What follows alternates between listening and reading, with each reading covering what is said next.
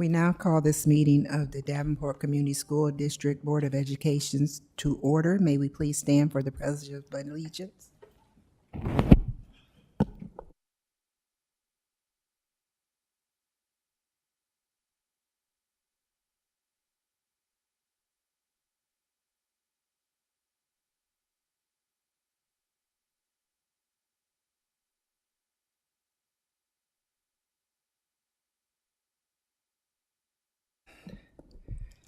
I would like to acknowledge that President Gosa and Director Beck are joining us remotely. Director Potts, would you please do the priorities for us? The Davenport School Board establishes the following priorities to ensure the academic success of all students. Provide leadership and direction to improve the overall learning environment in our classrooms, schools, and district, including the health, safety, security, and happiness of students and staff. Direct and support actions, programs, and activities which reduce the impacts of poverty on our students, their families, and our community. Thank you very much. Director Klein-Jerome, could you please do our mission and vision statement? Mission statement: enhance each student's abilities by providing a quality education enriched by our diverse community. Vision statement: education that challenges conventional thinking, prepares all students to compete in a global society, and inspires our students, parents, staff, and community to answer the question, what if? Thank you so much. Superintendent Sneckloff, could you please go over our goals? Today, we're matched up with goal number 3. It is the expectation of the board that the district finance issues are resolved and staff will continue to keep the district in compliance with all state reporting mandates. Thank you very much. Our recognition. We are moving that to another meeting. Thank you. That will, I'm sorry, I skipped over that, the recognition and the presentation? Okay. Well, we will defer the recognition and presentation. Item number 3 is pretty much President Gosa's baby, so we will wait until he returns to take care of that. Are there any board reports?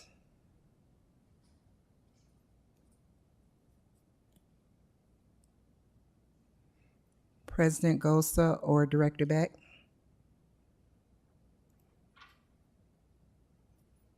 I don't have any. Thank you. President Gosa? I don't have any at this time either. Okay, thank you. We'll move on to communication for open forum. Open forum is a time for members of the community to give input at a board meeting regarding school district issues or concerns. Individuals who want to speak, please fill out the open forum request and give it to the board secretary prior to open forum.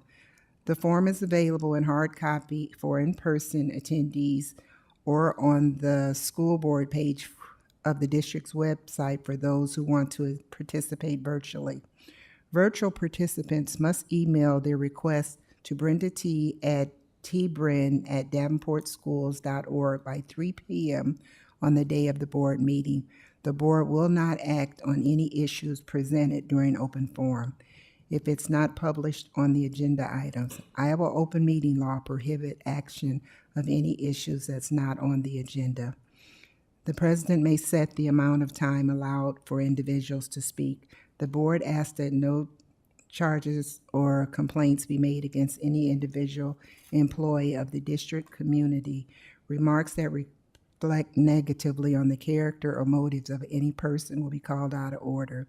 To participate virtually, call 312-626-6799 and enter meeting ID number 971-9617-6760, and that passcode is 417642. Seeing as there are no open forum requests, we will move forward to the consent agenda. May I have a motion for the consent agenda? Madam President, Director Potts? I move the board approve the consent agenda as printed. May I have a second? Second. It's been properly moved by Director Potts and second by Director Klein-Jerome. Are there any questions or comments? We call for the vote. Director Potts? Yes. Director Klein Jerome? Yes. Director Beck? Yes. Director Poston? Yes. Director Gordon? Yes. President Gosa? Yes. My vote is yes. Consent agenda approved. Moving on to the approval of bills. May I have a motion? Madam Chairwoman, Director Poston?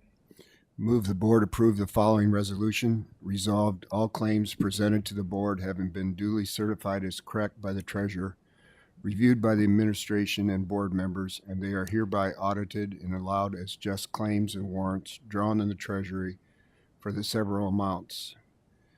Further resolved, the payment of the claims and salaries to be approved as presented for the periods of June 6, 2022 to July 5th, 2022.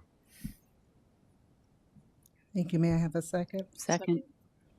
It's been moved by Director Poston and second by Director Klein Jerome. Are there any comments or discussion? Seeing as none, I'll call for the vote. Director Poston? Yes. Director Klein Jerome? Yes. Director Beck? Yes. President Gosa? Yes. Director Potts? Yes. Director Gordon? Yes. And my vote is yes. Motion passed. Is superintendent report? None at this time.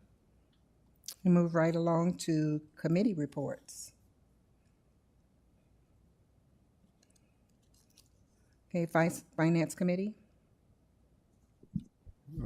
We have committee meeting the 18th, I think, later on this month.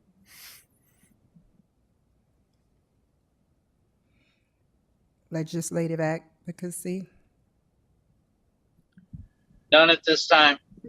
Madam Chairwoman, Yes, sir. just a question. Do we need to have our legislative priorities sent into IASB? That's a good question.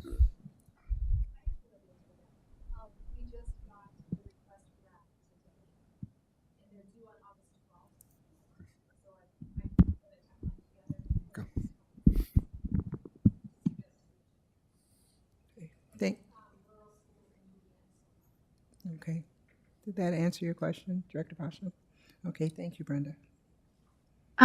We couldn't hear that on the phone line. Could somebody explain the answer with a microphone? I'm sorry.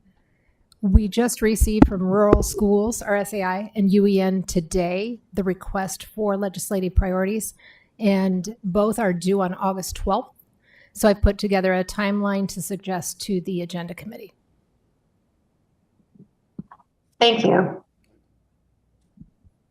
Director Pasha?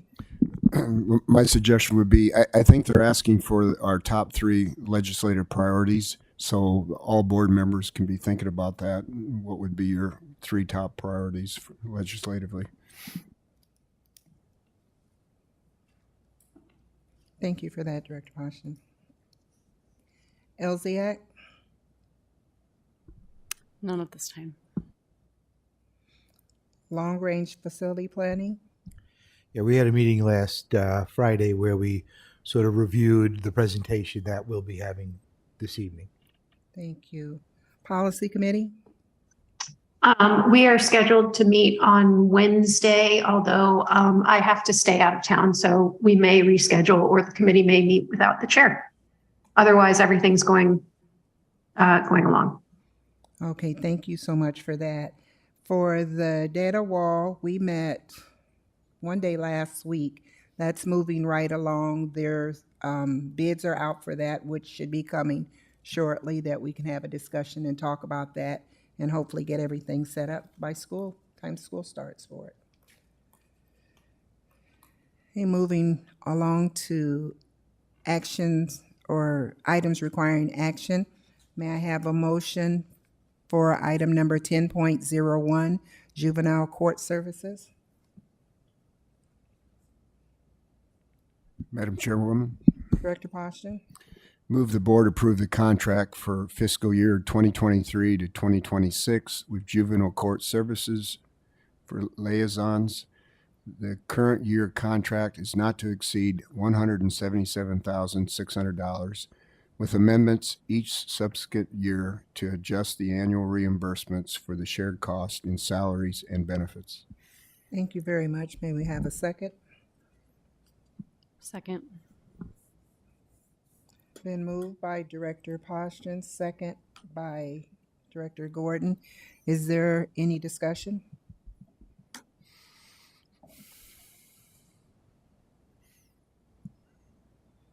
Seeing as none, we'll call for the vote. Director Poston, Yes. Director Gordon, Yes. Director Beck, Yes. President Gosa, Yes. Director Kleindron, Yes. Director Potts, Yes. and my vote is yes. Motion passes. May I have a motion for item 10.02, eSport computers? Madam Vice President, Director Gordon, I move that the board accept the quote from Bytespeed for $51,120 for the purchase of esports gaming equipment at Central High School. thank you. May we have a second? Second.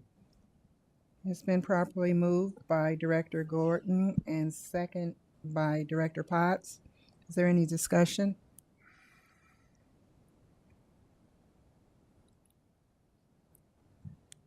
Seeing as none, we'll call for the vote. Director Gordon, Yes. Director Potts, Yes. Director Beck, Yes. President Gosa, Yes. Director Kleindron, Yes. Director Poston, Yes. and my vote is yes. Motion passed. Moving to item 10.03, hearing interpreter contract. May I have a motion? Mr. President, Director Potts, I move the board approve a one-year contract with the Mississippi Bend AEA for providing hearing interpreter services in the amount of $1,102,100. thank you very much. Will you have a second? Second. Been properly moved by Director Potts, second by Director Poston. Is there any discussion?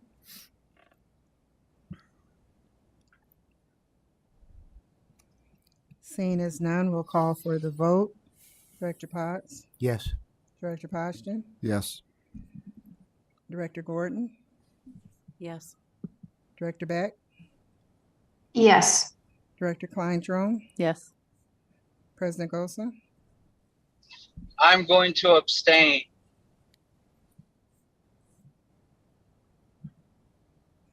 and my vote is yes. Motion passed. Moving to item number 10.05. Madam Chairwoman, Director Poston, move the board approve the lease agreement from September 1st, 2022 through August 31st, 2025 for the amount of $97,661.52, which is $32,553.84 annually with River Valley Turf for the lease of 2 tractors as presented. thank you very much. Is there a second? Second. It's been properly moved by Director Poston and second by President Gosa. Is there any discussion?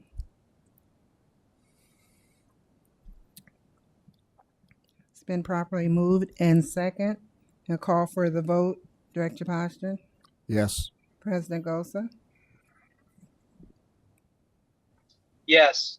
Director Beck, Yes. Director Kleindron, Yes. Director Potts, Yes. Director Gordon, Yes. and my vote is yes. Motion passed. Item number 10.05. May I have a motion to change the regular meeting date from August 22nd to August 16th? Madam President, Director Potts? I move the board reschedule its regular meeting from August 22nd to August 16th, 2022 at 5:30 p.m. May I have a second?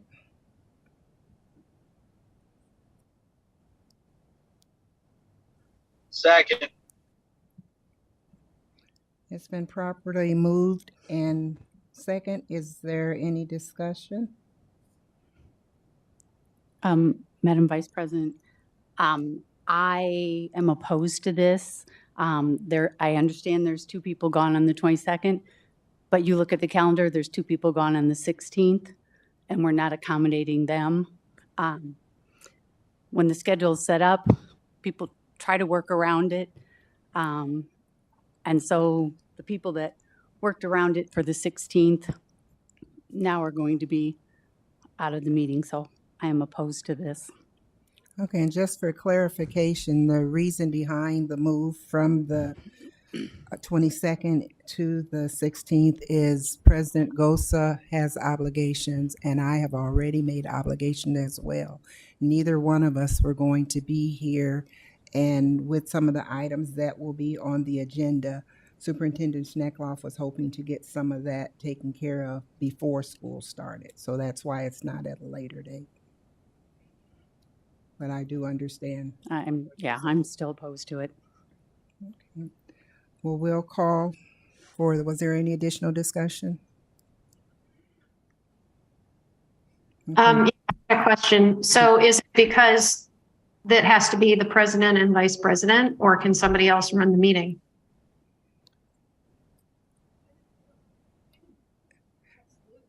Actually, Director Beck, Brenda is going to text Luann now to see if that's possible. Can I move then that we table this item until we get some further direction? Yes, that'd be fine. So maybe we can just put this, if we get the information back, we'll push it to the end of the meeting. Otherwise, we can push it to next meeting for the vote on this. But we'll kind of see what Luann has to say about it. Do we have a second on that? Second. Okay, it's been to amend the initial motion for the new motion on the table is the motion made by Beck and second by Klein Jerome. And we'll call for the vote on this. Director Beck, Yes. Director Klein Jerome, Yes. President Gosa. Just for clarification, this is just a vote to table it, correct? That's correct.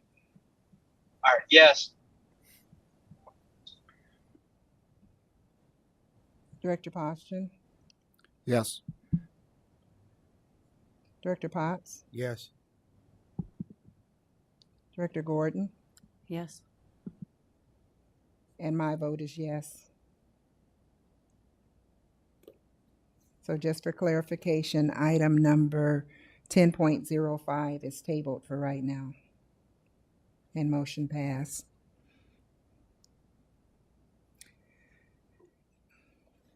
Moving on to discussion items, long-range facility plans, item 11.01. Superintendent Schneckloff.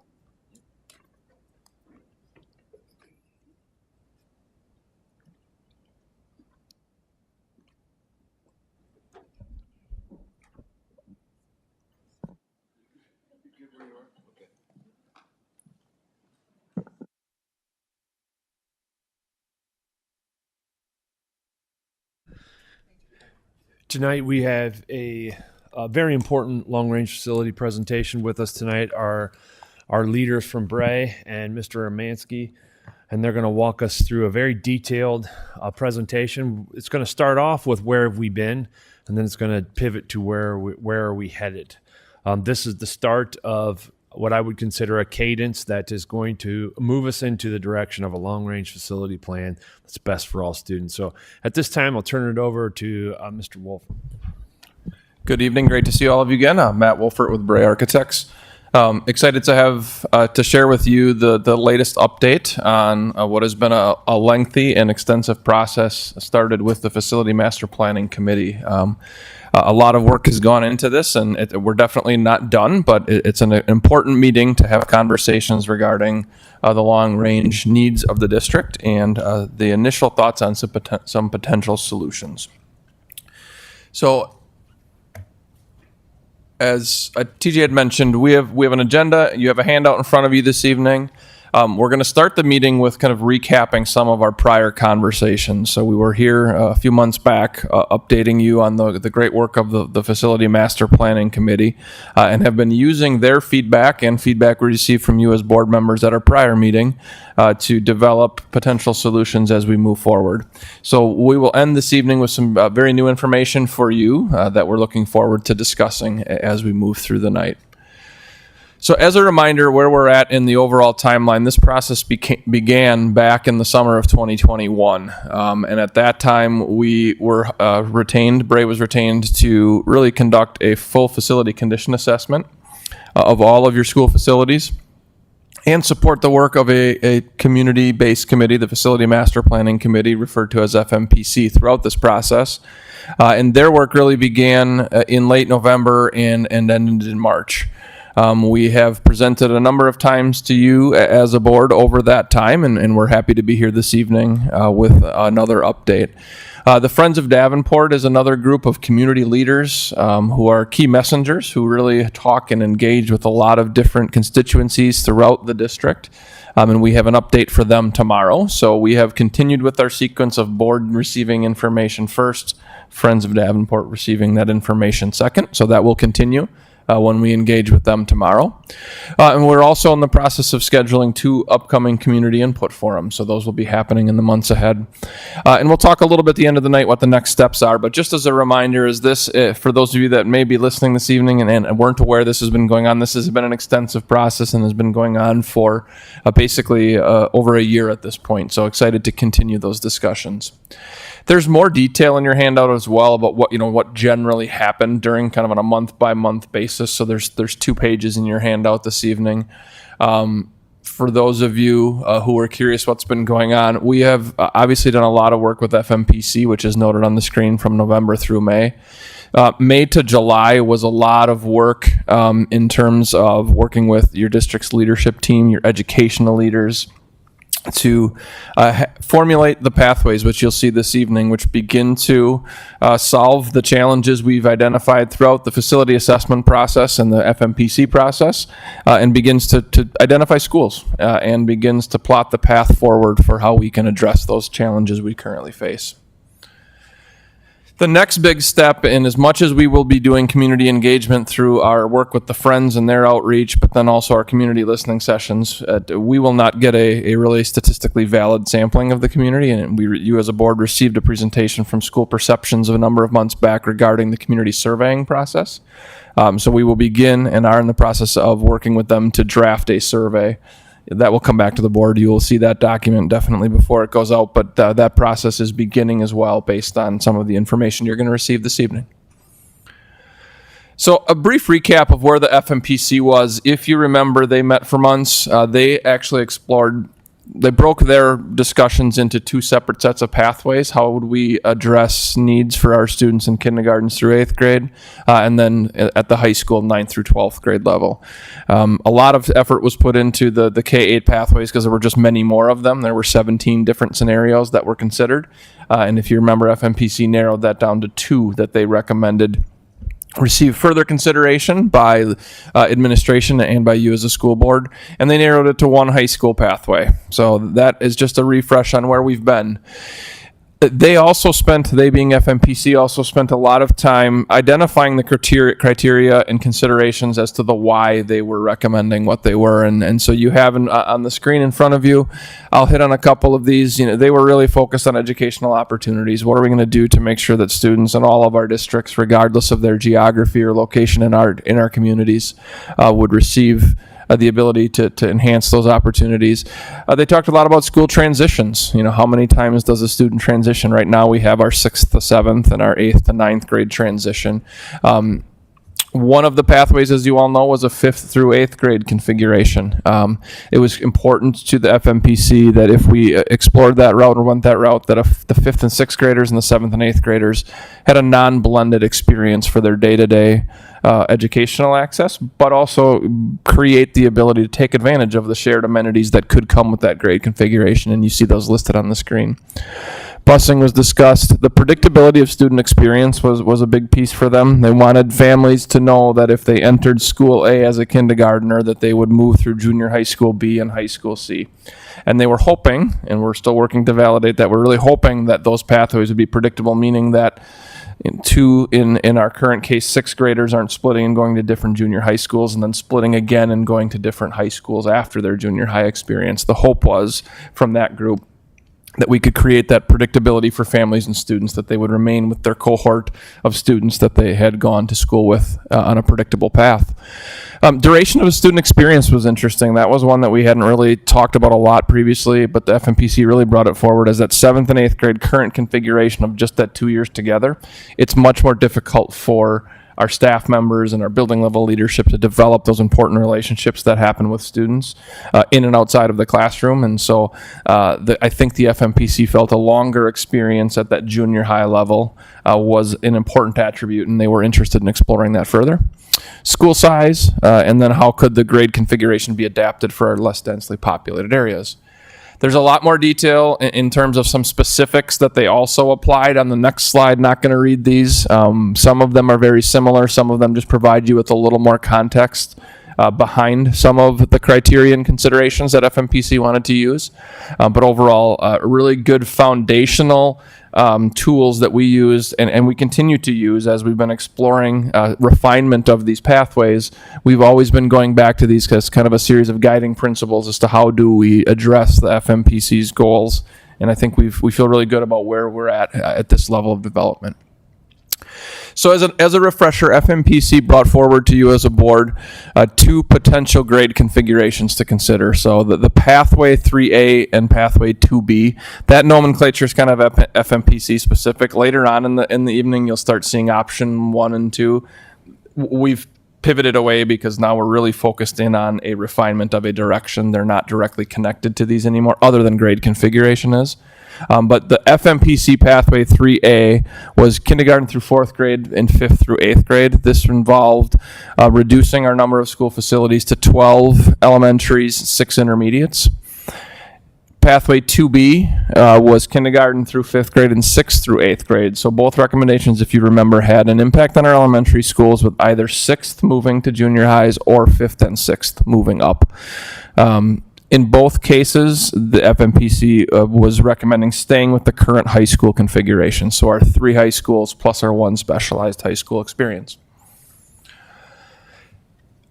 Again, a lot of this is background for those of you that are new board members. I believe this is a lot of information you've seen previously, but just as a reminder, we're currently operating 17 elementary schools, 1 K-8 school, 4 junior highs, 3 high schools, and 1 specialty high school. So that's important as we start getting further into the details. Just a reminder that one of the operating efficiencies and educational enhancement opportunities is going to be reducing the total quantity of school buildings that we operate. That wasn't a charge, it wasn't a direction given, but it became apparent to FMPC as we explored a lot of the enrollment projection work and the existing capacity work, that there was an opportunity to increase efficiency while enhancing educational opportunities for students as we began talking about right-sizing our district number of school buildings. So you will see that coming up shortly. Again, a lot of detail for those that haven't been involved. Each of the school buildings, the 17 elementary schools, we provided a lot of detail just so we have a good summary of history, number of students they currently house, capacity, current enrollment, age of building, size of building, site size, etc. So nothing earth-shattering here. Much of this is info you've seen before, but really summarizing for those that haven't been involved in the process some foundational information regarding our current elementary schools. Same thing for our Walcott K-8, our 4 junior highs, which currently serve 7th and 8th grade, and then our 4 high schools. So I'm going to turn to John Mahan from the Bray team at this point to walk you through the building considerations and site evaluation. I almost pulled a TJ there. My apologies. My water almost went over. Good evening. Can you guys hear me okay? Okay. So there's a whole lot of information that needs to get factored into how we start to make decisions. So the primary goal is how to apply the FMPC recommendation to your existing makeup of buildings and properties. So real quick, we want to walk you through some of the considerations that are being made. So if you look at a district-owned property map, in this particular slide, it shows all of the buildings educationally that you operate, elementaries, K-8s, junior high schools.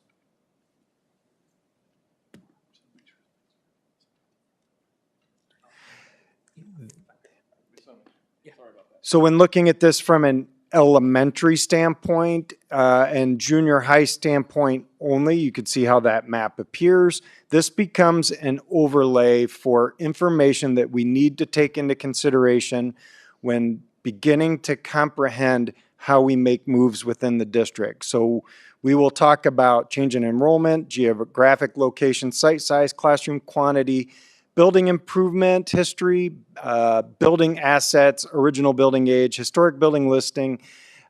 We've briefly considered the ability to house preschool and special ed within the buildings.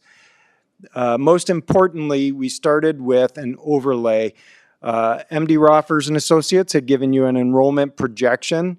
We needed to understand how does that affect the buildings within the district. So on this particular slide, what you see is an overlay of where you are expected to experience a decrease in enrollment, an increase in enrollment, or a significant increase in enrollment.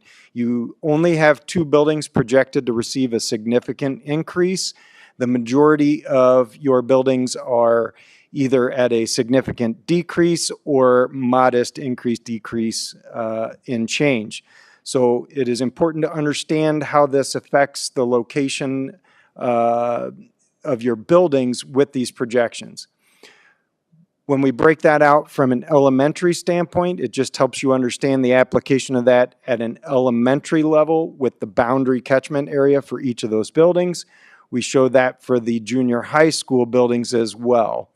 One thing to keep in mind is that 3 out of the 5 current junior high schools have a projected significant decrease in population. Geographic location. It's not a super sophisticated slide. It pretty much acknowledges that you have a different situation west of the district than you do east. There's more dense population, more dense clustering of buildings on the eastern portion of the district than there is in the west. It's important to acknowledge that when we start to talk about changes and moves being made with how you apply the FMPC recommendation. Property size. We want to understand which buildings and properties have more than 15 acres and which have less than 15 acres. The point being that much of what needs to happen through a change in organization within the district will require some level of building modification and enhancement, whether it's increase in size, increase in site amenity, and any property that's less than 15 acres becomes a little bit harder proposition. So this is a category that does impact our decision of how we start to employ use of those buildings as we move forward. Quantity of classrooms. We separate these from an elementary and a junior high level. Buildings that have 24 or more classrooms, 20 to 23 classrooms, and 19 or less. What that means is through the FMPC recommendation, we're talking about growing the total enrollment in each building that is part of the solution. So classroom quantity is important because if we start to keep buildings in play that we're trying to grow in population, it simply means we have to add more classrooms to that building. So knowing where we're at from a starting standpoint with the elementaries is important. The same applies for junior highs, except we're talking about a much larger population and a different way of applying classroom usage. So we now categorize 40 or more classrooms and 30 to 39 classrooms. The majority of your buildings, it's actually split. You have half your buildings have more than 40 and half have 30 to 39. Additions and renovations within the past 10 years. This may or may not be a significant matter of criteria. However, the district has chosen to make an investment in existing buildings. And so we want to look at that from a criteria standpoint in a mapping situation so that you can easily visually assess where the district has placed resource within buildings, expended funds, and where those may have been further out. Sometimes there's a misnomer when you say, well, we're going to take this strategy with this particular building, and somebody says, oh, but that just had work done. And sometimes you forget that that work might have been 15 years ago. And so it's just good to note visually in a map standpoint how that affects decision-making. A big one when looking at moving forward is the building assets. When we start to grow the size of our buildings, number of grade level classrooms per grade level, we need more than just a single combined gym and cafeteria in a building. When we get to larger building sizes, it benefits to have separate gymnasiums and cafeteria because that helps keep program time within the gymnasiums. It allows better service of food for those students. An even better asset is when we have separated gym, cafeteria, auditoriums. So what you're seeing is you do have a few buildings that have what's called a gymatorium, which is a combined gym and cafeteria. Those tend to be less functional for those buildings where they exist. We have a handful of buildings that have separated cafeteria and gymnasiums. We have a handful of buildings that have the separate gym, cafeteria, and auditorium. That does become a priority when looking at moves that we can make with those buildings. At the junior high level, we look at that a little bit different. This one, we have cafeteria and 2 gymnasiums with a stage versus cafeteria and 2 gymnasiums, no stage. That just becomes an additional asset that becomes important in the consideration of those buildings. And then building age. It's not a surprise that the buildings that are more than 75 years old tend to be in the more central core of Davenport, the more downtown area. That's where the city grew. It eventually expanded north and west, which is where we see our buildings becoming 21 to 74 years old. Your newest building is 20 years old or less and is located in Buffalo. We do have a handful of buildings which tends to pretty closely align with the previous slide, and that is buildings which are listed as a historic building. This may not have an influence in your consideration of what the district chooses to do with that building. However, it may have an impact on the disposition of that building if the district chooses to move away from that, meaning you may not be able to demolish it, but you could walk away from it.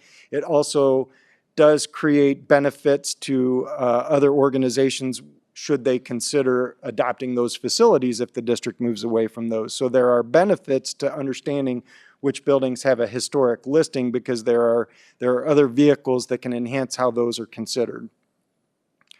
So that is a very quick overview of how criteria starts to overlay with what you have. We're going to revisit your existing organization in a different way. So everything that we start to look at from tonight forward is going to be in that map form that we just explored and in what we're going to call an organization chart form. So in this first slide, we're showing your buildings a little different. We have a vertical listing on the left that is your 17 elementaries. Center column is your junior high schools, and the right-hand green column is your high schools. A couple of points to note, in the FMPC recommendation, you can clearly understand why there's concern about predictable pathways and retaining of a good understanding of flow from elementary to junior high to high school. As we start to look, it's a clear path from Bluegrass and Buffalo to Walcott to West.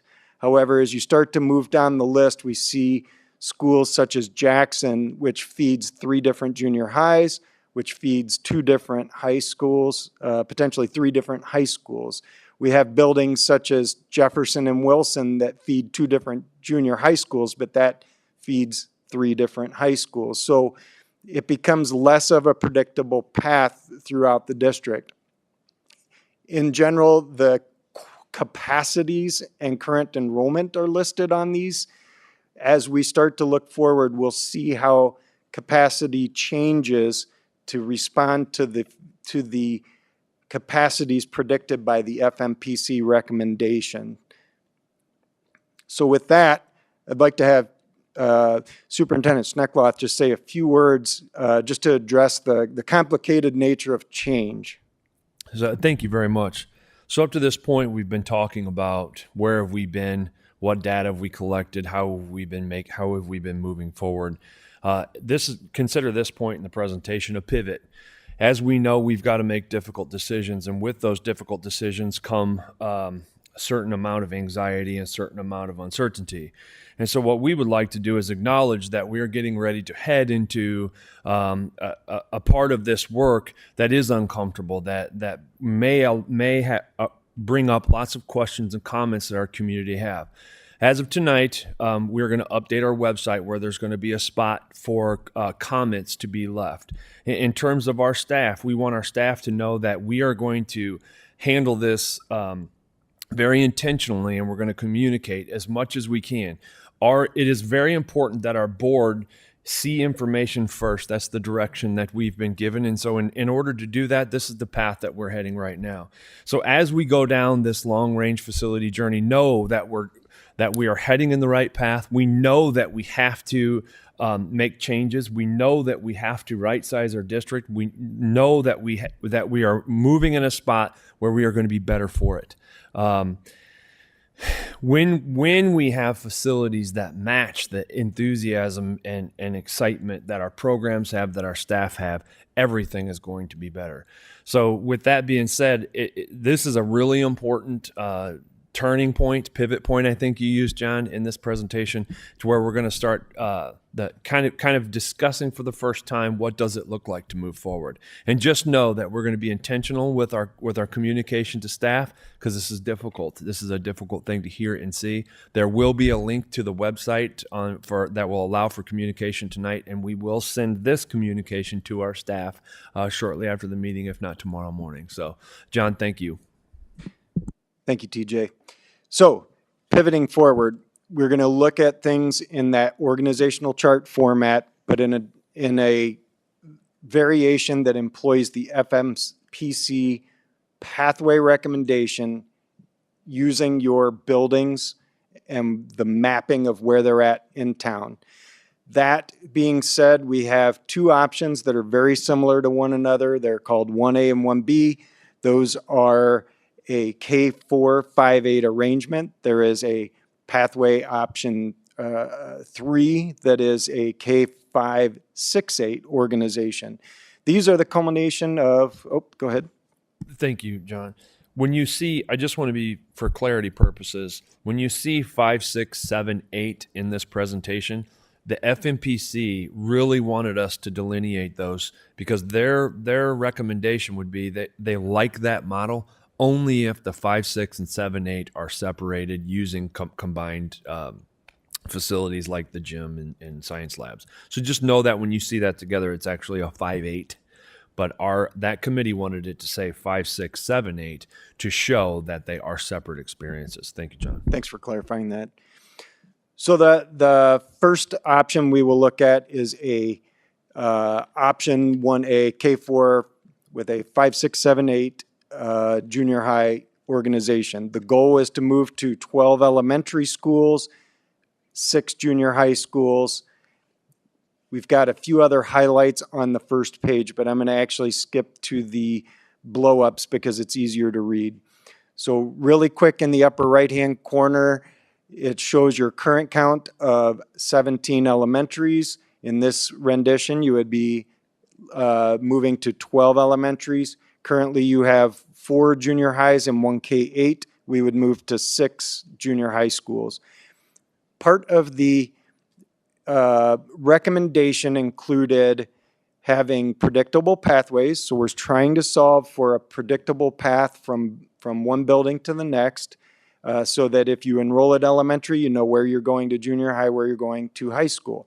Part of this includes a size of building to respond to enrollment size within the district, capacity based on the FMPC recommendation, and capacity based on how students need to be housed within the district. So in this first option, what you see is a heading of West Side School District organization. So Buffalo and Bluegrass would become K4 4-track buildings. So 4-track meaning 4 classrooms per grade level. So this is a 4-section building. We show the current capacity and the targeted capacity for these buildings. What happens here is that Walcott would be changed to become a junior high school to fall in alignment with all of the other junior high schools within the district. Part of the understanding here is that the western end of the district hasn't necessarily been as aligned educationally with how those buildings are made up and as the rest of the district. And so this starts to bring that into alignment. So what you have is the Bluegrass and Buffalo would become the K4 elementaries. Walcott would be converted to a 5, 6, 7, 8 junior high school. That shows the current capacity of the building and the targeted capacity after this move, which then feeds West High School. Predictable pathway. The capacity of the high school remains very similar to where it's at currently. When we look at the Northeast-South School District organization chart, these are the core schools within the we'll call it the inner portion of the district or the eastern portion of the district. So the first would be what else feeds West High School. The goal here in this model would be that Monroe or Hayes would serve as a 4-track elementary. Wilson would serve as a 5-track elementary. Both buildings would feed a new junior high school located on the property of Jackson Elementary School. So the Jackson building would no longer be an elementary school building. It would now serve as a new, we'll call it smart junior high school, serving a 5, 6, 7, 8 population, targeted capacity at 880. These students would be West High School students in pathway. John, one quick note. When you see the 880 in a junior high model, that number sounds large. It's important to remember that it's basically 445 6 students in an experience and 447 8 students. So don't think of 880 kids sharing and walking the same halls. It really is a much more manageable size at 440 and 440. And part of the additional work will be to show how we can create that 5, 6, 7, 8 separated houses within a building, but that's a future consideration. Within the North High School feeder track, there's a consideration that a new junior high school could be located in the northeastern portion of the district. Potential site location has been identified as possibly Prairie Heights Park. That could be held as a feeder by Eisenhower or a relocated Eisenhower, and Harrison or a relocated Harrison. The idea being that 2 schools, elementary, 5-track in the northeastern portion of the city would be feeders. They would be 5-track elementary schools feeding a junior high school, which becomes a North High School feeder. This resolves a issue in the district that there is not a junior high presence in the northeast portion, and there's a considerable amount of students that get sent further in to the city, and so this provides more opportunity on the north part of the city to serve that population. Also serving North High School, Fillmore Elementary becomes a 5-track K4 elementary. Truman Elementary becomes a 5-track K-4 elementary, both buildings becoming a feeder to Wood Junior High, which would then serve the North High School population from the northwest side of the city. Then we look at what becomes the feeder for, oops, I skipped too far. What becomes a feeder for Central High School? The consideration here is that we have another possible junior high move. The consideration is that Jefferson Elementary School would no longer serve as an elementary school. That site would be adapted to become a new junior high school that is served by Adams and Madison Elementaries. Adams would become a 5-track elementary school, K through 4. Madison would be a 4-track elementary school, K through 4, both feeding into the relocated Williams Junior High School, which becomes a Central High School feeder. On the eastern side of Central, Sudlow would remain. McKinley Elementary would be a feeder, 5-track K-4 elementary, and Garfield would be a 5-track K through 4 elementary, both serving the Sudlow Junior High, both feeding Central High School. Mid-City would continue to operate as a standalone alternative high school experience. So what we see is that Jackson and Jefferson become repurposed buildings. Buchanan, Washington, Smart, Williams, and potentially Hayes or Monroe become buildings no longer used in this model. We do have a map that illustrates this. The same map becomes viable for the next option. I'm going to shortcut the next option and tell you the only difference in this option is that Williams does not move. It remains in its current location, and Jefferson would no longer operate as a elementary school. So the difference between a 1A and a 1B is how the Williams property is either remaining in place or being relocated to the Jefferson property. So you can, again, follow along the same pathway that illustrates the feeds from West High School to North High School to Central High School, with Mid-City remaining as the alternative application. We have a second option, option 3, which is a different grade organization. This is your K-5, 6-8 organization. This was a predictable path of 15 elementary schools with 5 junior high schools. I'm going to snap ahead to the enlarged view. Real quick, in the upper right-hand corner, the quick snapshot is that you start with 17 elementaries, you end with 15. You start with 4 junior highs and 1 K-8, you end with 5 junior highs.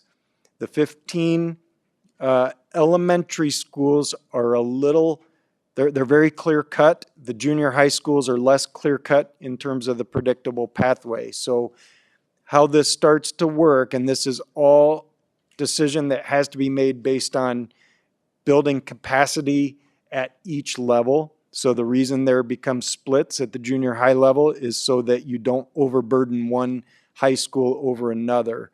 So starting on the North High School feeder, Adams, Madison, and Wilson are 4-track K-5 elementaries serving a 528 student capacity, which all feed through Williams Junior High, which has a 792 capacity that becomes a North High School feeder. Fillmore, Harrison, and Truman are all feeders to Wood Junior High, which has a split. Wood would need to send kids to both North and West. Bluegrass, Buffalo, and Jackson, 4-track K-5 elementaries, 528 students, all feeding to Walcott Junior High as the 6-8, which is a West feeder. Then we have Hayes, Jefferson, Monroe, all feeding Smart Junior High, which would split between West and Central.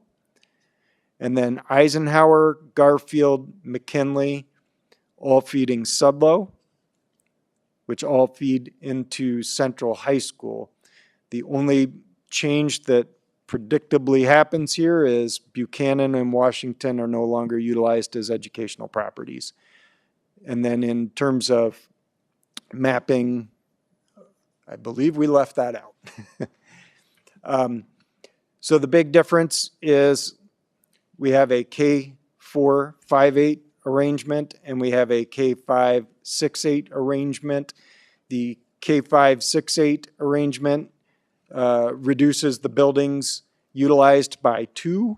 The K4-5-8 reduces the number of buildings utilized by 5. So with that, that's a lot to digest. I'm happy to go back and revisit any of these slides, talk through any of this. It's a lot to digest. This is the culmination of about 3 months worth of intensive work, not just by our team, but also with the assistance of district leadership and district staff helping us chart how some of these moves would start to look within the district. And we have plenty of opportunity to discuss the merits and benefits and drawbacks to these as well.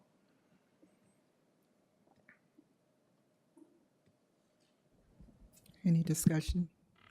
Dr. Condron? I just have a couple questions, clarification. On the option 1B, when it talks about idling, you list Williams, but I thought Williams was not part of the idling on the B plan. That's probably a typo. That's probably correct.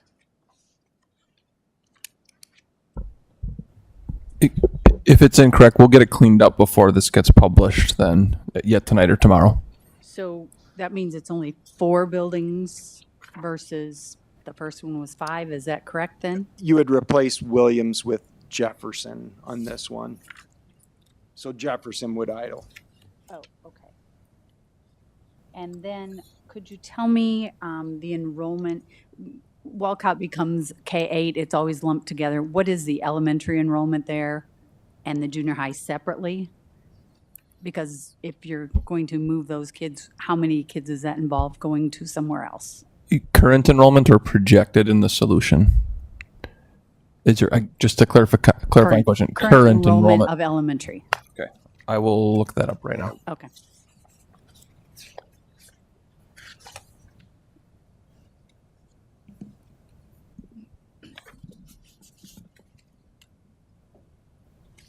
Specifically, Walcott is 465 total students, K-8. Yeah, we'll just do the 465 divided by the 9 grades to give you a rough number. We can get you the exact number, but roughly,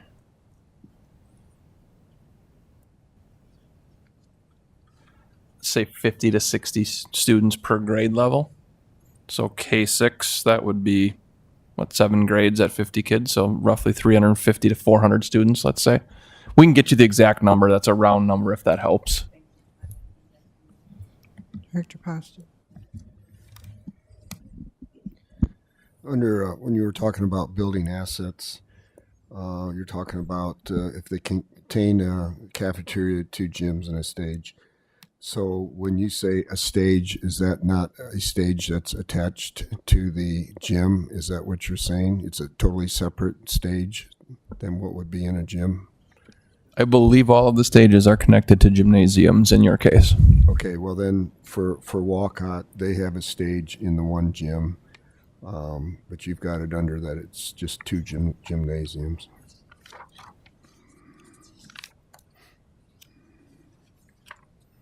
It's on page 15.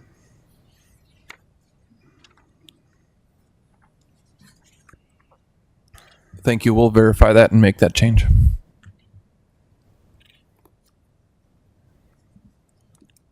Director Beck or President Gosa? Yeah, I have a couple of questions. So my first one is one of the goals was predictability. And I guess my question is, how does our open enrollment for high schools come into play with these feeder systems. Either any of the options really. Right now, I don't know what % of students currently choose a different high school than the one that they would feed into, but I know we allow that. And so, and it's my understanding that there are no plans to change that in the future because we have different offerings at different high schools. So I'm just wondering how that plays into determining, which track or which option might be more feasible than another one.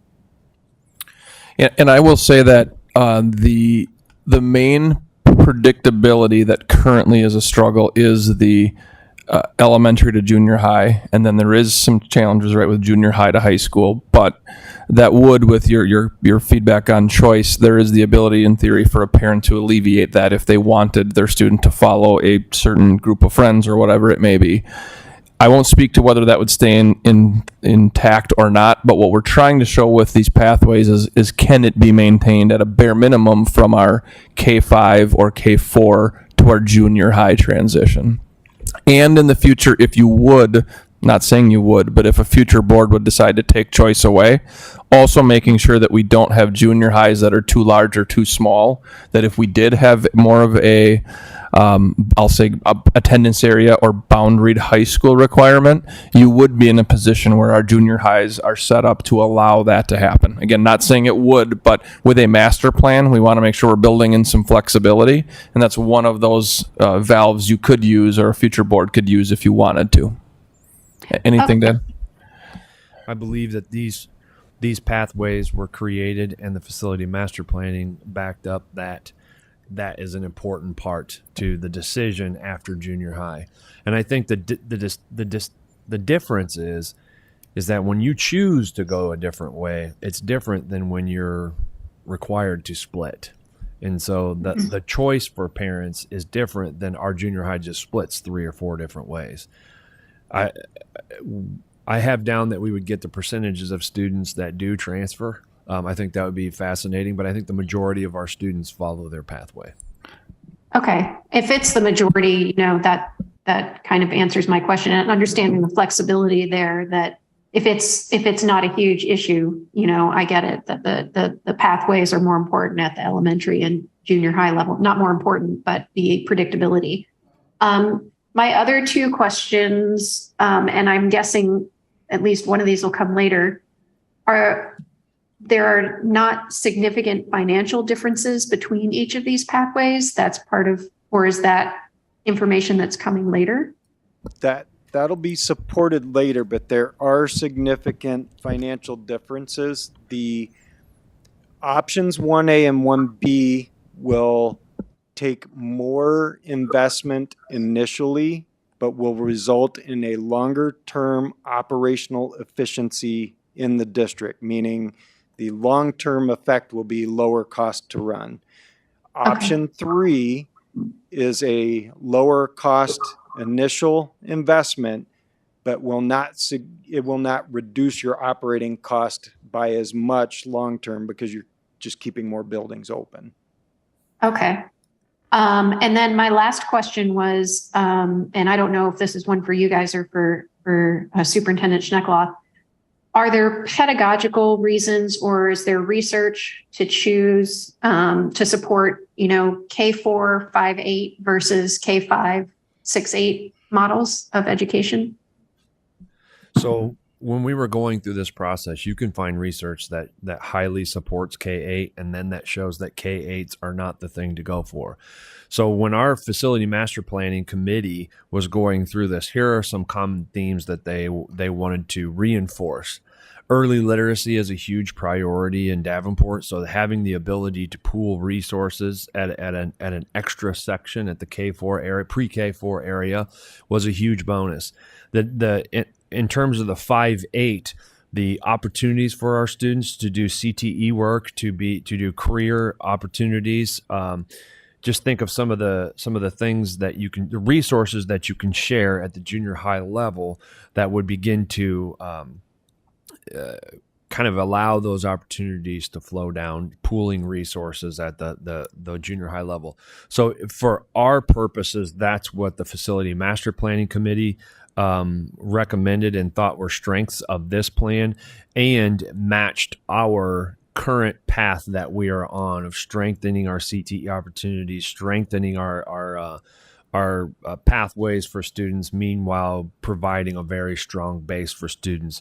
Also, I would say that a huge conversation piece, if you remember from the Facility Master Planning Committee, is that the sixth grade students. That was a huge component because we recently moved our sixth graders back down, and so in Davenport, the anecdotal data says that it's a better fit at that other level as long as they could be separated. Hopefully that answers your question. Superintendent Schneckloff, can you touch a little bit? Cabinet was also involved in these dialogues, right? So post FMPC recommendation and prior to tonight, educational leadership and cabinet within the district was also very involved. And I don't want to put words in their mouth, but I think they feel comfortable with either 6-8 or 5-8 as a really strong pedagogical configuration. Is that fair?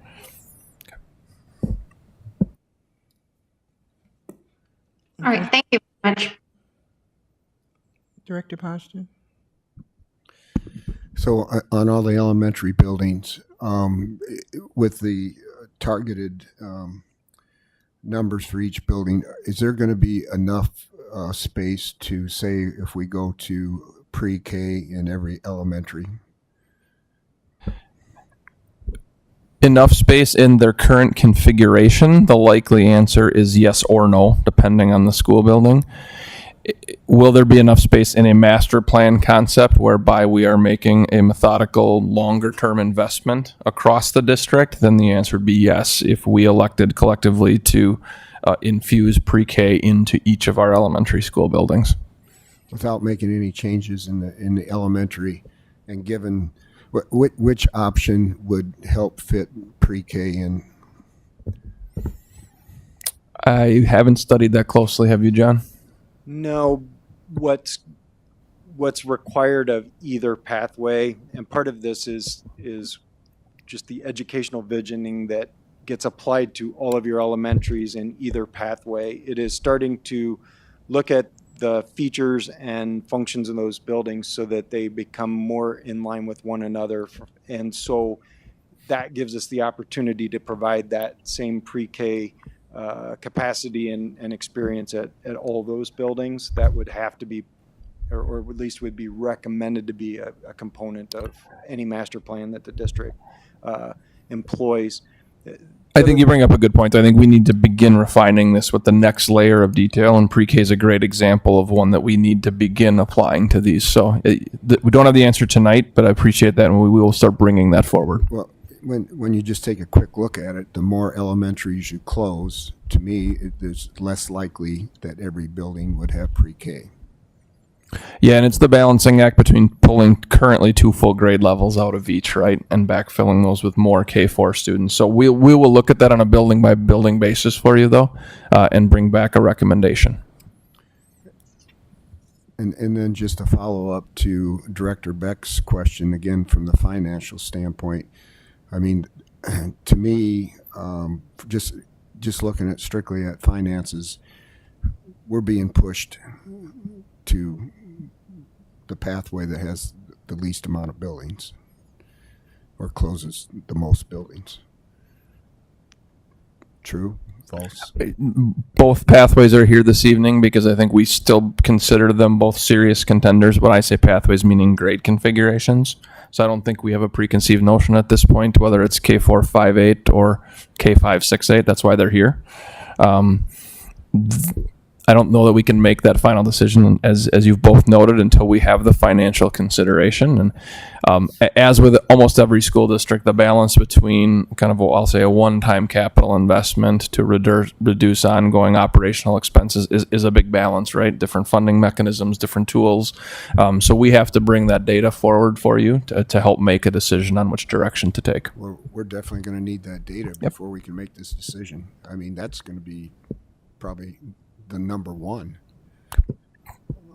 that we'll have to look at. Yeah, and very good point. And I also think that as we've been talking about this, we've never been viewing these as a single phase of capital investment, meaning any pathway that we've looked at isn't going to be a one-time project that would get us from where we are today to where we want to be. But it's very difficult, as we've collectively talked and FMPC talked a lot. It's really hard to take a first good step unless we know where we want to head. And so that's what we want to come out of this process with, is what is the long-range vision? What is the master plan? And then we will begin exploring with you what is the first phase of investment to take our first step towards that long-term vision. And I think just the follow-up to that is that if you look at the timeline, the goal is that the board would be making a decision this fall. And so we're not here to ask for you to support one option over another. It's rather to give you the basis of information that we're working through, so that as we get closer to the recommended option as a solution for the district, that you've got this track record of understanding what has gotten us there. Also, a lot of this will become information that is a setup for community survey, which is a tool which will also create additional data to help the district understand important factors in the decision-making process. Director Gordon. With the option 1A, closing Williams or relocating it to Jefferson and relocating Smart to Jackson, was it considered whether those buildings have the space for a junior high band and a junior high orchestra? And like, I know right now Creative Arts Academy is housed in Sudlow. Were those things taken into consideration? Because, you know, junior highs have a much larger band room than an elementary school does. And I would hope that we would continue developing those at the middle school level. So I was just wondering if something like that had been considered. Actually, yes. We aren't sharing that this evening. That's a whole nother probably hour and a half worth of dialogue that is still being fleshed out. But for the moves that are illustrated on these pathway options, we have explored that we can actually accomplish these at the buildings that we've listed, because we can't tell you to consider these moves if we can't prove that it can happen. That does include a step that happened several months ago, which was creating a baseline program for all levels of school, so elementary, junior high, and even high school, to understand what are the key features and components that should be included at every elementary, junior high, and high school within the district. The reason, even though the high schools are predicted not to change, from 3 to any other number, there is an issue that should be considered long-term in terms of a master plan, which is how can you create more equity in terms of programs, features, and experience at each of the high schools. So we did investigate that at that level as well. But that has been the baseline for helping us evaluate as we look at, is there enough property at Jackson or Jefferson? It's not just to say yes or no, it's to say, yeah, we actually know we can put the correct features and amenities on that site. President Gosa, did you have any questions? I want to thank everyone that's helped get us this far. It's a lot of information to take in, and I like the fact of the clear-cut pathways. I know we specifically moved to a certain part of town because we wanted to feed into a certain high school. So we knew if we were in that area, our kids were going to go to this elementary that was going to feed into this junior high and then to this high school. So I like that. I like the way the process has been going so far. I too would like to see, obviously, if you the K4 model is probably going to have a bigger price tag on it. I like the idea of having more resources, especially in the elementaries, for our early literacy and things like that. And I'd be interested to see as well how the preschools fit into everything. But obviously we got to take certain steps at certain times to get to where we're at. But I do like that there's essentially 2 pathways to kind of go from. So it's a little bit easier to get the data and everything like that. So I really don't have any questions, but I wanted to thank everyone that's helped out so far and helped us get to where we are. Director Potts? Could you help us understand the thinking that went into the closing of current junior highs that are facilitated, and then converting elementary schools to junior highs? What's the rationale for that? So the easiest way to explain it is in map form, although part of this includes the conversation about functions and features of particular buildings. But starting to look at the district in a map form in a regional location, we started to know, and actually I'm going to scroll way back to where we can identify, let's say, junior high schools. We have kind of a vertical alignment of junior highs, one outlier on the east, one that's out on the west if you take the junior high component of Walcott. Part of the consideration was if we started to look at feeders to the high schools, understanding where the high school is positioned geographically with respect to the junior high, with respect to the elementary, so they all overlay on top of each one other, and that actually becomes very difficult to start making these decisions. But if we said we feel that we need an additional junior high feeder to Central, and we start talking about the position of Williams. Williams is geographically just down the street, so to speak, from where we talked about as Smart. So it was making sure we had a resource in this, we'll call it the southwestern portion of the downtown area. A junior high resource there as a feeder to Central is an important investment for the district because it provides access to education and it provides a valuable anchor for community in this portion of town. Providing a junior high school that moves a little further out west acknowledges growth potential of the city as moving west. There's not a lot of opportunity for this district to continue to grow east or northeast or even north. Your growth potential is to the west. And by starting to make a move of a junior high western to the Jackson property, that opens up potential to take on additional enrollment should the town begin to grow.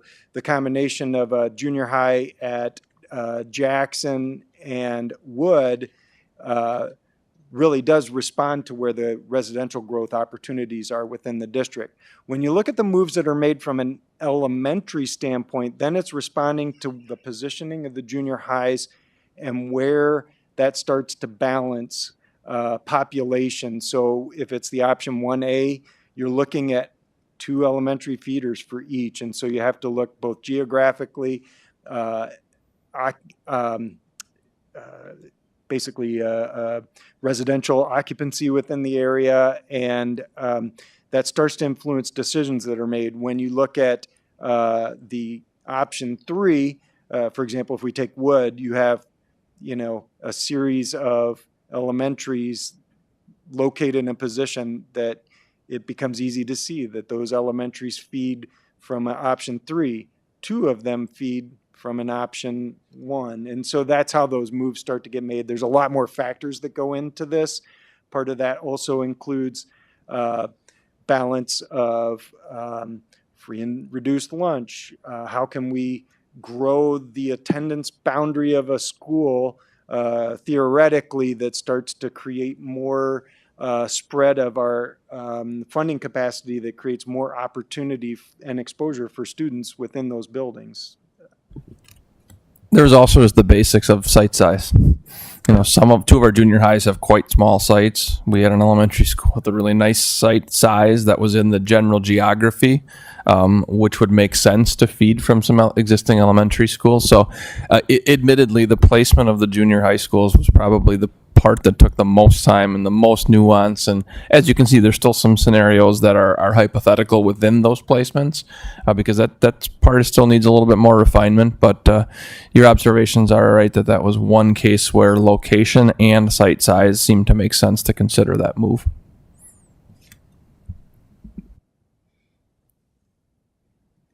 Director Poston?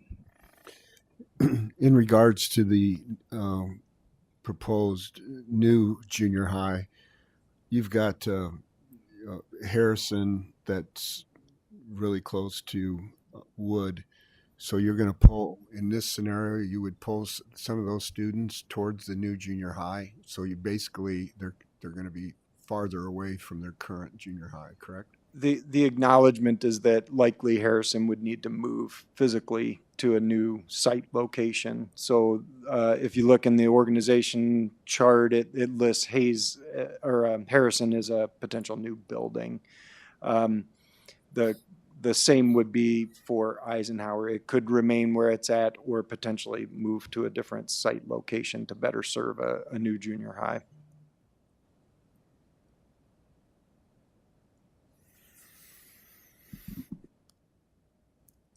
Any additional questions? I had a question. Go ahead. Director Potts, no, go ahead.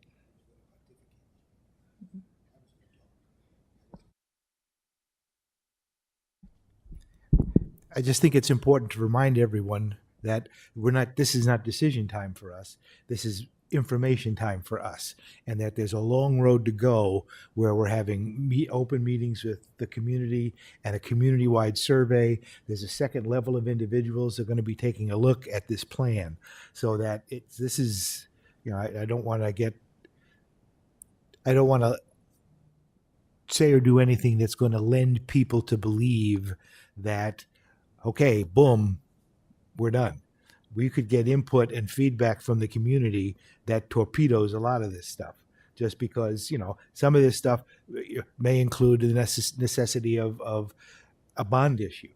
Well, that's another whole kettle of fish. So we're in the, as what's that guy that teaches people how to keep track of their money? We're taking baby steps. We're taking baby steps. Who's that guy? Dave Ramsey. Dave Ramsey. Dave Ramsey. Yes, thank you very much. Thank you for that insight, Director Potts. One question that I had, and I'm not sure where this fits in, does this have any effect on either of the villages as far as our preschool?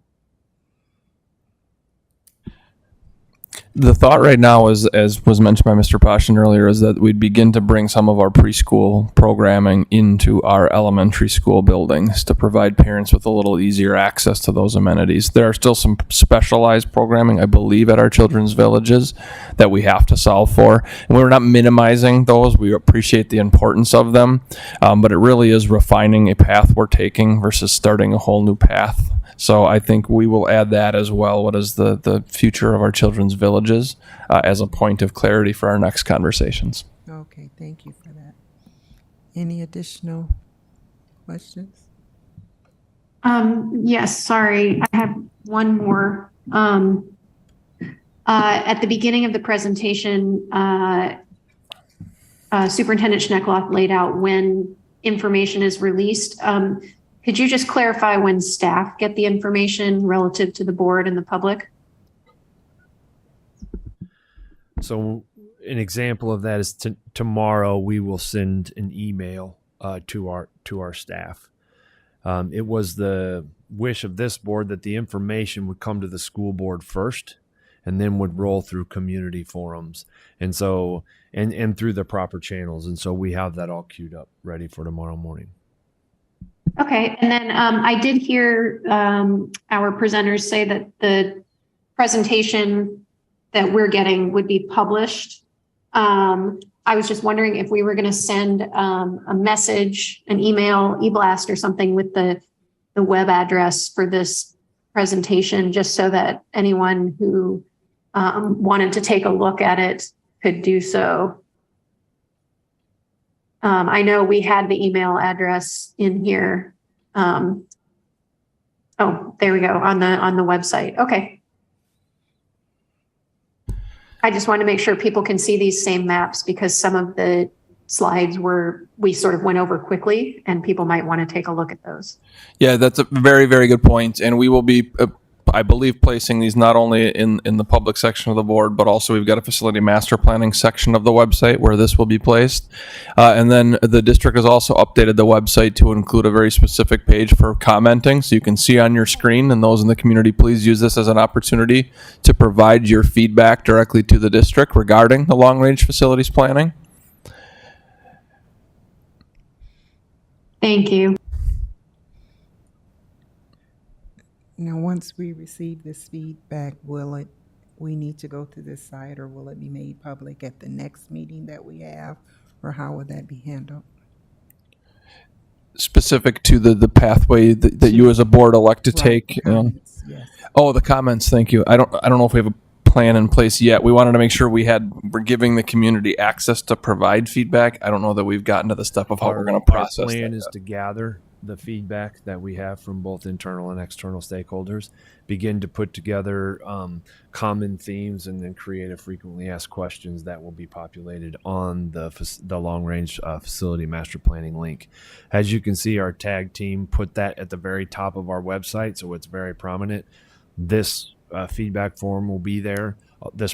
Tonight's presentation will be uploaded to the board, and from here on out, that's how the board and the leadership plan to be as transparent as possible by housing everything on this site at the website.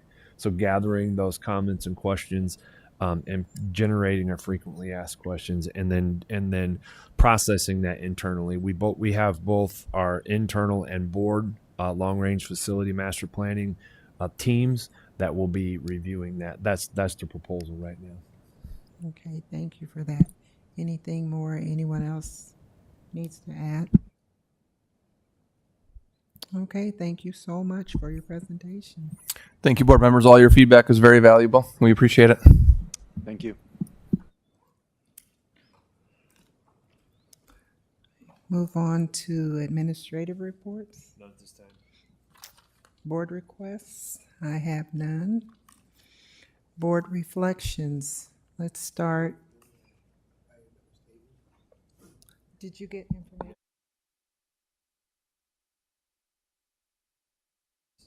Our policy doesn't state who takes over. The team votes on who they want as a temporary board president. The board secretary serves to open the meeting, and then the team votes and the temporary board president takes over. Okay, so we could go. I'm sorry, I couldn't hear. I figured you didn't know. I had my microphone off. Sorry, I'll read it again. Our policy doesn't address both president and vice president being absent, as it's not a common practice to have that, obviously. But if our policy does not state who takes over, the team votes on who they want as a temporary board president. The board secretary serves to open the meeting, and then the team votes. The temporary board president takes over at that time. So is that an item that we're wanting to take care of tonight, or can we put it on the next meeting? You want to do it tonight? Okay. Director Beck and President Gosa, you okay with that? I'm sorry, I couldn't hear what the recommendation was.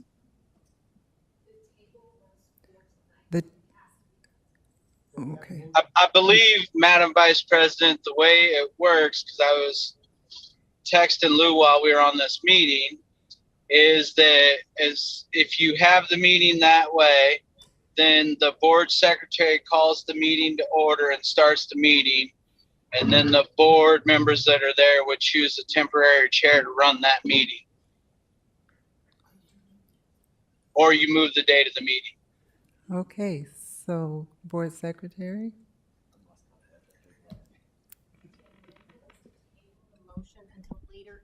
Okay, thank you. Sorry, Karen. The motion was to table until later in this meeting. So you guys need to take action on that original motion. And the original motion was to reschedule the regular meeting from August 22nd to August 16th. So that's the motion in question right now.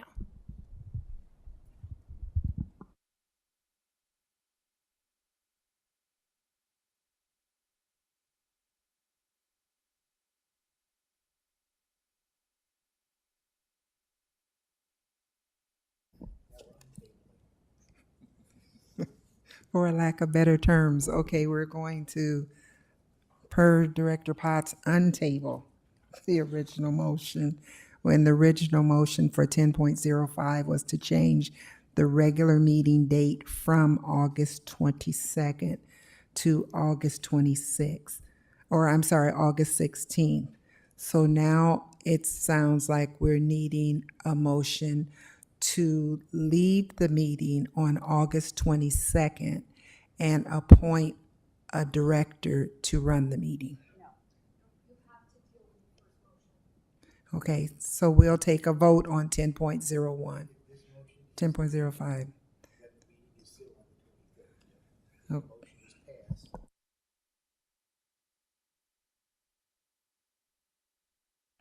We'll call for the vote for a meeting, change the regular meeting date from the 22nd to the 16th. May I have a motion for the meeting as written? We already So we're have a already motion past on that. So now we'll call for the vote on that. And that was motion by Potts and second by Gosa. So Director Potts, Yes. President Gosa, Yes. Director Beck, So again, just to clarify, this is to change the date of the meeting?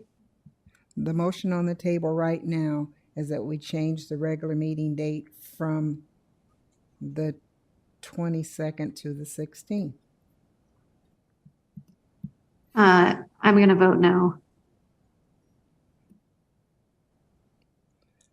Director Klein Jerome, no. Director Poston, No. Director Gordon, No. and my vote is yes. And the noes win by 4. So the meeting will not be changed. The meeting will remain on the 22nd. Now, do we need to decide at this point in time? Okay, so the meeting will remain on the 22nd, and we'll figure out who's going to be in charge of the meeting. Is that okay? All right. We're moving to board reflections. Director Beck? I think I really appreciate all the work that's gone into the long-range facilities master planning and the fact that we're starting to see some actual details on what our district might look like in the future. And I really appreciate Director Potts's reminding us and the community that this is, one small step in a journey of 1,000 steps, to use yet another cliche or saying. So that was sort of the highlight for me. Thank you, President Gosa.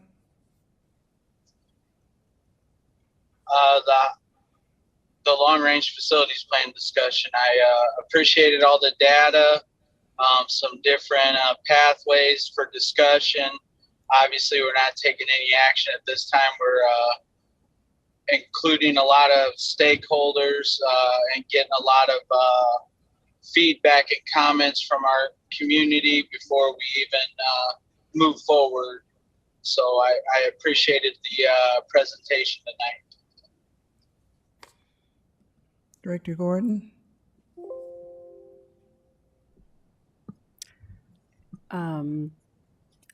Our vote on the bill listing period was super invigorating tonight. So awesome, really fun, I'm just kidding. Obviously, the Long Range Planning Committee, they did a lot of excellent work and their presentation was outstanding and very helpful. Director Potts? I think the highlight of the meeting is welcoming John over here to his new job. And he still needs to buy a new boat. Director Klein Jerome? I also appreciate the long-range facility, all the people that have been involved to this point. It is a lot to digest. Also, everybody needs to not jump to a conclusion that decisions have been made because they have not. And like I said, this is a lot to have to digest, not just for the board, but the community as a whole. Director Poston? I'd just like to thank all the people that have put the time and effort into it. The Long Range Planning Committee, I don't know how many meetings that they've had for the last year and a half, and it was a huge time commitment, and I appreciate them taking the time and investing in Davenport schools. Superintendent Snackloff?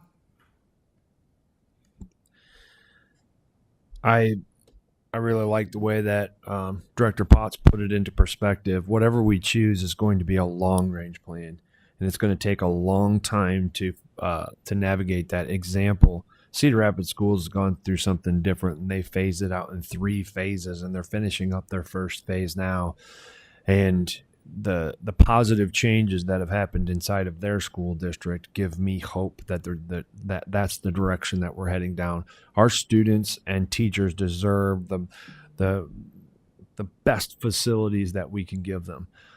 We deserve to have the right amount of facilities, which will allow us to be operationally more efficient, which will allow us to be more competitive with our salaries, with our programming, and I'm very excited about this period of reinvestment into our community. And so tonight was a first step in that. And I would like to echo that we're going to continue to gather information because we don't have all the answers. And so far, our community has done a great job guiding us, giving us direction, and we're going to continue down that process. Bray has done a fantastic job to this point, and the hard work is going to continue. Thank you all. Of course, I have to echo the sentiments of everyone. I too was interested and enjoy hearing about the long-range facility plans.